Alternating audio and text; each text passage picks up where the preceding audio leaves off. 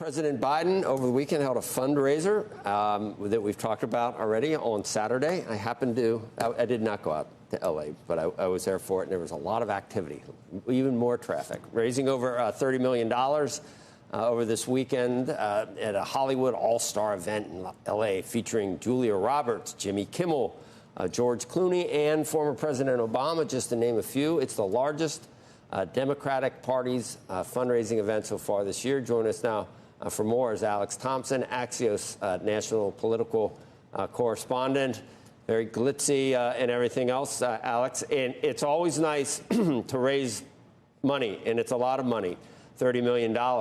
My question was, does it matter where it comes from? Does it backfire at all? I guess for Democrats it doesn't, but does it backfire at all to some people sort of raise an eyebrow with Hollywood and the influence on politics? Does it help to have Julia Roberts and Barbara Streisand and all the usual suspects that are going to leave the country if the orange man gets elected again? Does it help perception-wise to do it? It must be worth it for the $30 million. But does everyone like Jimmy Kimmel being the moderator?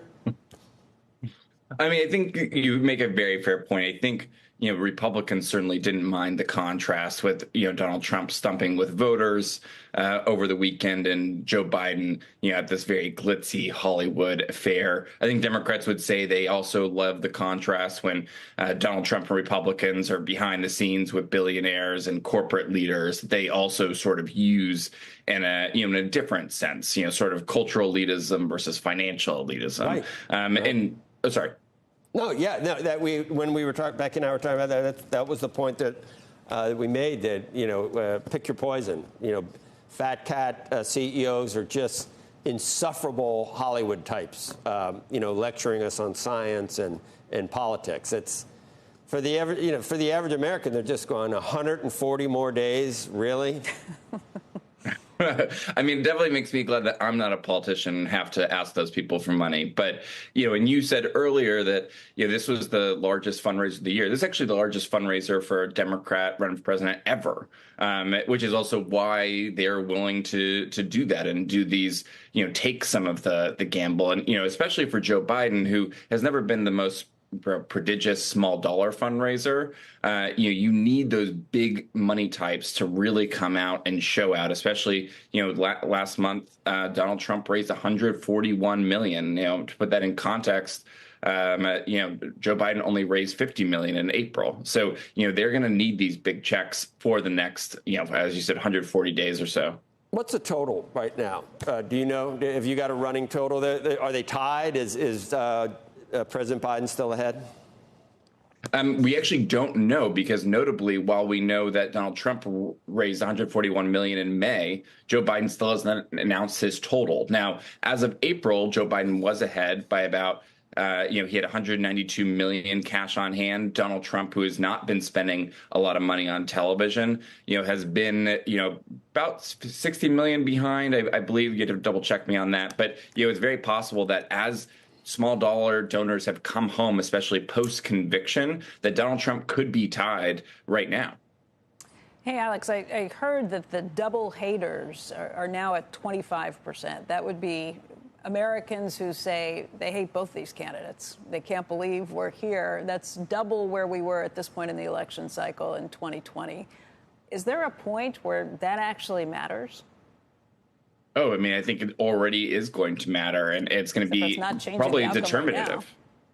Right, it's not changing the outcome of who gets nominated. Like is there a point where that changes, like the nomination practice or policies? It's possible. I mean, we have to remember that we've only had this nominating process since 1972, 1976. It used to, and if people do have great frustrations, like the system can change. It's designed that it can be. You'd have to have sort of a shock like you'd have in 1968 for it to change significantly, which could happen. Something else I read, I just thought was interesting, Alex. It was that former President Obama urged people in the audience or Democrats at the time to not get despondent. What is Yeah, that? Really? What do they do? So that's just acknowledging where we are. That's all that is right there. So there might be a reason for Democrats to be despondent about this. Absolutely. I mean, if you look at the polls, the fact is that Donald Trump would win the election if the election were held today. And Obama, and Joe Biden is not exactly, the Democrats' favorite candidate. Right. And so Barack Obama is trying to, keep people home, keep them rallied, keep them excited. It's hard, but yes, it's an acknowledgement. It's like, don't believe your eyes. But think about 5 years from now, and you may think it's a fake video with President Obama holding, President Biden's hand and leading him up. It may all be fake, but 5 years is a long time. There are people that could make the case this is a vote for Kamala Harris. Are there not? Is that totally outlandish and outrageous to say that that's what this is if you vote for Joe Biden? Donald Trump's campaign, their super PAC, is already putting money behind an ad. I believe the end is something along the lines of, can Joe Biden survive the next 5 years? Can we? And it ends with a picture of Kamala Harris. I think this is going to be a huge part of the campaign.